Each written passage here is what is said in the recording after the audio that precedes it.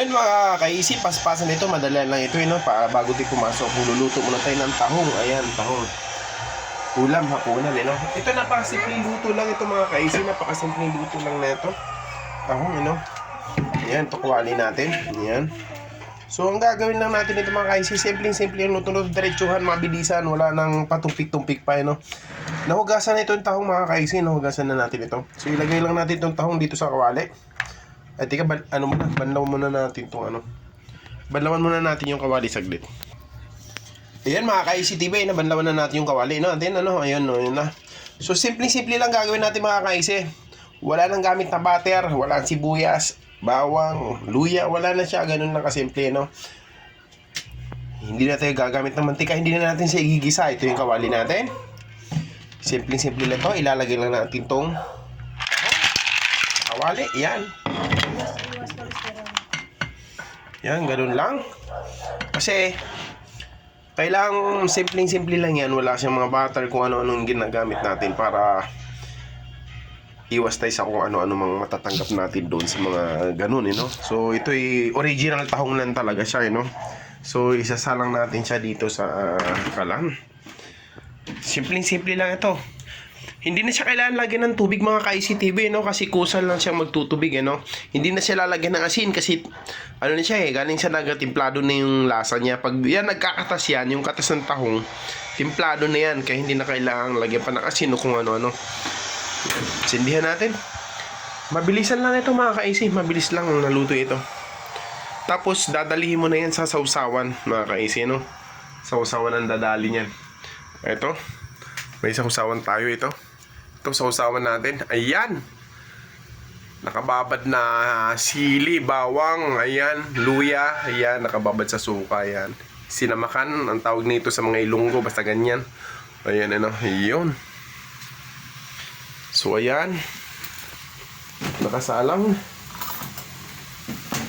So, takpan lang natin to saglit. Takpan natin siya saglit. Yan, tatakpan lang natin saglit. Yan. Takpan natin saglit mga ka-ICTV. Yung tahong natin. Saglit lang, takpan. Ano? Mabilisan lang ito. Ayan. Antay-antay natin. So, malakas yung apoy niya. Ayan.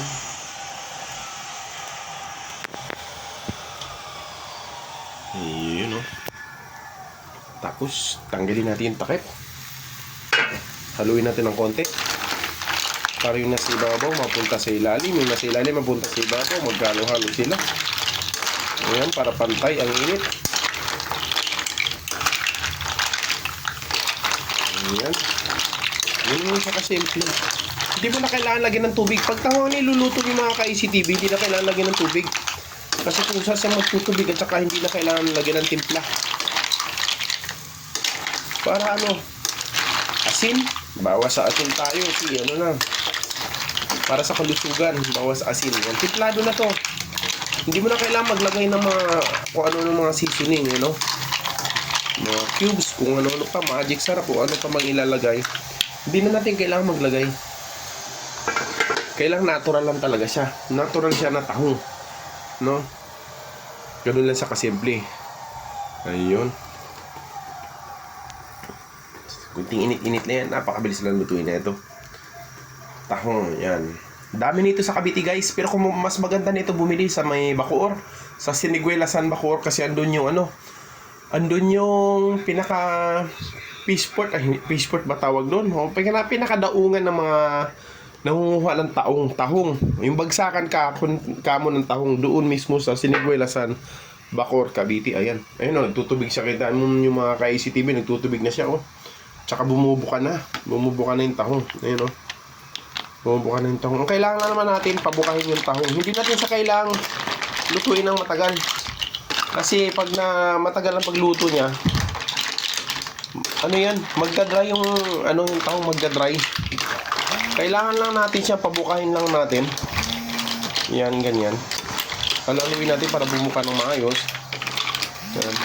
Pagka ganyan, tulad yan, nakabuka na siya. Okay na yan mga ka-ICTV. Tama na yan. Huwag na natin siya patagalin pa, huwag na patumpik-tumpik pa, no? So, patayin na natin yan. Yan, no? Nakabuka na, lumalabas na yung iba. So, okay na yan. Huwag na patumpik-tumpik pa. Patayin na natin. Yun. Tapos ilipat natin sa lagayan. So, ayan na ang ating tahong mga ka-ICTV. Napakabilis na ng lutuan natin ating tahong. Ayan. So, ito ang suka natin. Maglagay tayo ng suka dito. Ayan, bumba natin. Nalug-alug din pati camera ko. Ayan. Ayan. Bango. Ang bango ng suka mga ka-ICTV. Ang bango ng suka. Ayan o, ang bango. May sili, sibuya. Ay, sili, bawang at saka luya. Ayan na mga ka-IC. So, tikman natin mga ka-IC. Ito. Ayan. Ito yung tahong. Tikman na natin. Sausaw natin. Ayan. Bago tayo pumasok, tikman muna natin yung tahong. Ayan. Sausaw natin. Sausaw. Ayan. Ayan.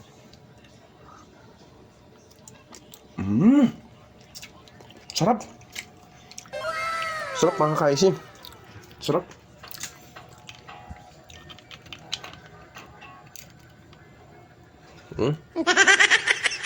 Ayan. Sausaw natin. Tapos tikman lang natin. Sausaw natin. Tikman lang natin yung tahong.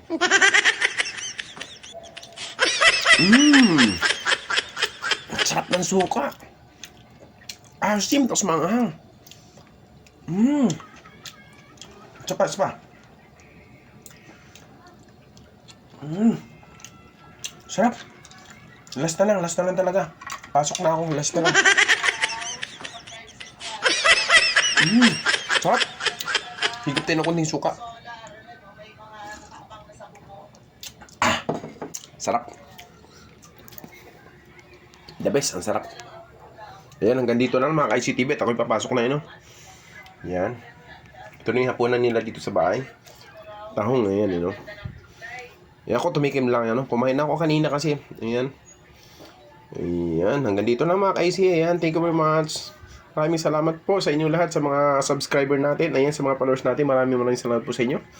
Ayan, kung wala po kayo, wala po ako. Hindi ako makaabot sa ganito, no? Ayan, kaya maraming salamat po sa inyo lahat. Ayan, sa mga hindi pa nakasubscribe dyan, pasuyo na lang po, paki-subscribe na lang, tsaka paki-hit na rin po ng notification bell, yung all bell, para updated po kayo lagi sa mga bago nating video na ina-upload, Ayan, maraming salamat po. God bless po. Ayan.